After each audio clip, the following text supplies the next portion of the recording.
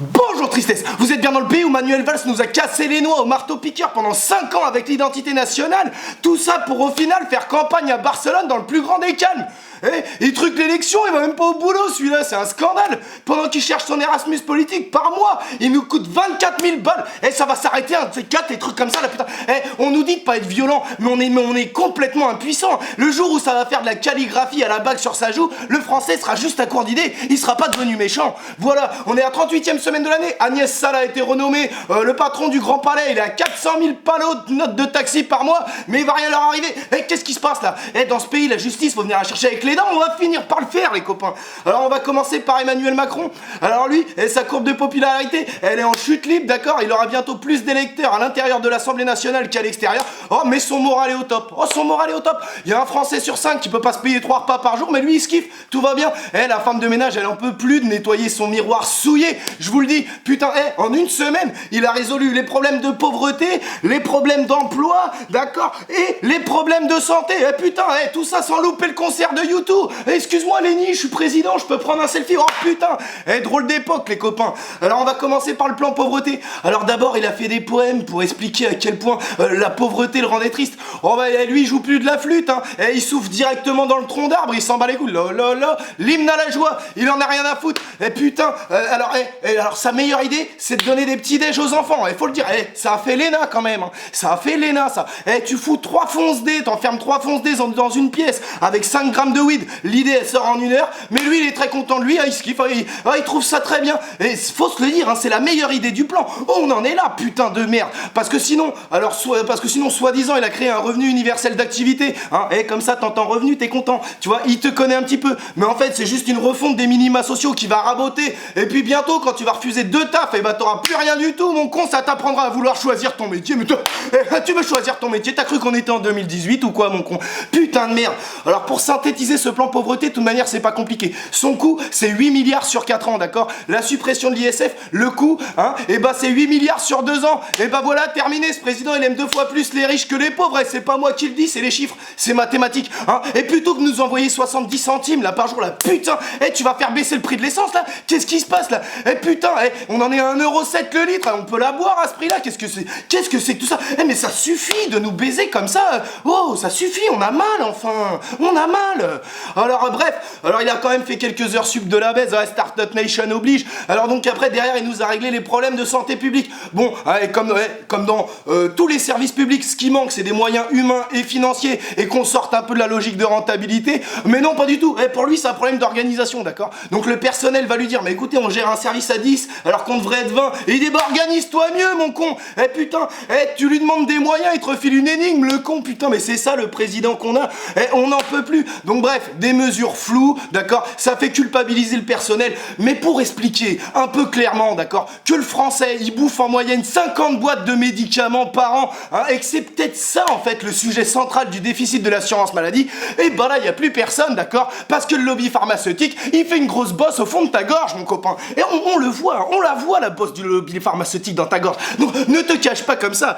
Enfin, bref, alors ça s'écrase devant le lobby pharmaceutique, hein, mais pour mettre à l'amende tous les jeunes qui croisent dans la rue. Oh là, il y a du monde. Il a croisé un jeune, il lui a dit, il y a qu'à traverser la rue pour trouver un boulot. Le jeune, il comprenait pas. Il disait, mais non, je comprends pas. Je viens du trottoir d'en face. J'ai juste trouvé un connard. Putain, impossible. Il lui a dit, il suffit juste de traverser la route pour trouver un emploi. Le mec, il te vole et il vient, il te rote au visage comme ça, silencieusement. C'est quand même improbable. Et le jeune, il lui a dit, monsieur, je suis horticulteur. Macron, il a dit, bah, travaille dans le bâtiment. Oh putain, et quand il parle aux gens, Macron, il répond toujours à côté. On dirait ton pote qui discute avec toi en regardant son téléphone. Et c'est très très agaçant, ça, quand même, putain de merde. Alors bon, vu qu'il hésite jamais à te rappeler pourquoi tu le détestes, il avait promis de créer des postes d'enseignants, et il va plutôt en supprimer 1800. Hein. Ah ouais, oh bah ça, je te le dis, hein, il hésite jamais à te rappeler pourquoi tu le détestes, celui-là, putain de merde. Alors, il mélange l'addition et la soustraction, il est président, il s'en bat les couilles. Il est en roue libre, là, il est en roue libre, Macron. Alors toujours le feuilleton Benalla, sinon, alors le coffre-fort caché de Benalla, attention, n'abîmons pas trop la porte de Benalla, Benalla au Maroc avec Ayem, Benalla qui lance des punchs au sénateur, mais putain, mais lui, il doit avoir la liste complète des MST du président pour vivre ses mises en examen avec autant de décontraction. Et le mec est très relax, hein, putain. Des gens qui risquent 10 ans de tôle et qui sont aussi relax, moi j'en connais pas deux. T'es un bon, toi. Alors sinon, on a revu Éric Zemmour. Ah, c'est Éric Zemmour, Manuel Valls. Ah, c'était le retour, et c'était la semaine de retour de la Ligue des cons. Cette semaine, c'était quelque chose. Donc il a repointé sa truffe dans les médias. Moi j'étais naïf. Je croyais que les médias l'invitaient plus parce qu'il était délinquant récidiviste, multicondamné. Mais pas du tout. En fait, c'est parce que j'ai bien trop sous-estimé ces putes. C'est parce qu'en fait, tout simplement, il avait rien à vendre. Là, il a un bouquin à vendre. On le réinvite. C'est normal. Alors bon, rien n'a changé. Hein. Dès qu'il ouvre la bouche, t'attends qu'un ange passe et lui mettre un chassé dans sa gueule, hein, c'est un peu tout ce que t'attends, putain de merde. Il est condamné plusieurs fois, mais vu qu'il tape sur les noirs et les arabes, les médias ils s'en régalent, ça crée de l'audimat, et puis de toute manière, c'est leur idéologie à eux aussi. Alors pourquoi se fatiguer, putain de merde. Zemmour, c'est vrai qu'à part son appartenance à l'humanité, il y a assez peu de raisons de l'aimer, hein. Mais là, chez Ardisson, je sais pas ce qu'il avait gobé, le mec, mais putain, à la Coupe du Monde des enculés, il passait pas le contrôle antidopage, il était en roue libre, il sortait des trucs, mais absolument lunaires. Il faut donner des prénoms que du calendrier, d'accord, hein. Et les immigrés, vous venez sans votre culture. Mais putain de merde, s'il y avait un mec qui parlait à voix haute comme ça dans le bus, c'est sûr il y aurait quelqu'un qui voudrait le niquer, et les autres passagers le calmeraient en lui disant arrête, laisse-le, tu vois bien qu'il a pas toute sa tête. Mais là on lui file des prime time au lieu de lui filer des menottes ou une camisole. Putain de merde, je sais pas, c'est quand même pas normal. Il arrêtait pas d'ouvrir la machine à compost qui lui servait de bouche jusqu'à qu'Absatoussi elle le coupe. Elle dit mais enfin, moi je m'appelle Absatou, et il lui a dit votre mère a eu tort, comme ça. Et puis après gratis il lui a dit vous êtes pas une enfant de la République, votre prénom est une insulte à la France. Oh là là, putain, mais vas-y, moi je te la mets. Il va fermer sa gueule, lui. Tu vas fermer ta gueule, Éric Zemmour. Éric Zemmour, excuse-moi, hein, mais franchement, si on t'avait avorté, ça aurait quand même été une IVG de confort pour la société française. Je suis désolé de te le dire, je le pense, putain. Moi, je suis père, je fous au monde un gamin pareil. Je peux te dire que je loupe plus une messe le dimanche, hein. Mais plus rien, mais ça y est, Ave Maria, tous les matins, je m'en veux.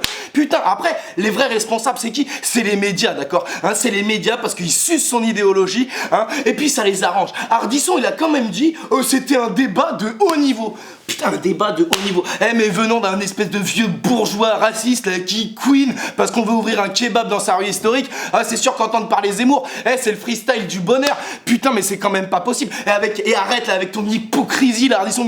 Mais chez moi, tout le monde peut s'exprimer. Vas-y, bite, d'accord, hein. Faut faire des salutations du soleil en chantant Je suis Charlie pour être invité. Arrête de nous prendre pour des abrutis, toi. C'est quand même pas possible.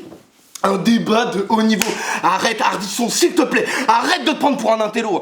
T'es la version CSP+, de Morandini, d'accord, hein. Sans Bafi, tu serais sur énergie 12, mon copain. Alors calme-toi un petit peu, là. En plus, avec tes vieilles attaques sur le privé, là. Elle avait besoin d'argent, elle arrive pas à payer ses impôts. On lui a quand même avancé 5 émissions, on est sympa. Mais putain, et du coup, quoi? Elle devrait boire votre racisme, hein, et dire merci. Vas-y, mais casse-toi de là, Ardisson, là, avec ta dégaine de bouteille d'orangina, là. Toujours assis, jamais debout, celui-là. Allez, secoue les époques, sa connerie reste en bois. C'est incroyable, ça va dégager un jour ces gens-là. D'ailleurs, au fait, moi j'ai lancé mon spectacle. Je ferai peut-être des promos, peut-être chez Ardisson. On sait jamais les cons. Cette semaine, il y a 3 big up. Alors premier big up, il y a la meuf qui était auteure du livre Comment tuer son mari, qui a été arrêtée pour le meurtre de son mari.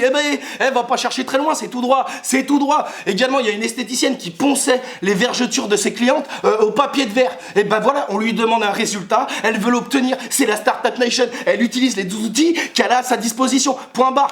Également, il y a un mec, il a été interpellé avec 145 kilos de pilon parce qu'il avait pas de quoi payer le péage, le con. Oh putain, ça m'est déjà arrivé, mais pas avec du shit. C'était très grave, ça. Moi, j'ai dormi sur une aile d'autoroute entre 2 péages comme un naïf. Bref, c'était pas de la drogue. Qu'est-ce que je dis? Ça avait rien à voir avec du trafic, de quoi que ce soit. Pourquoi je parle, moi, de toute manière? Enfin, le mec, il y a un mec, du coup, qui a mis des coups de couteau sur les quais à Paris, quai de Loire. Il a été arrêté avec un coup de boule de pétanque pleine tête. C'est un arabe qui lui a acheté.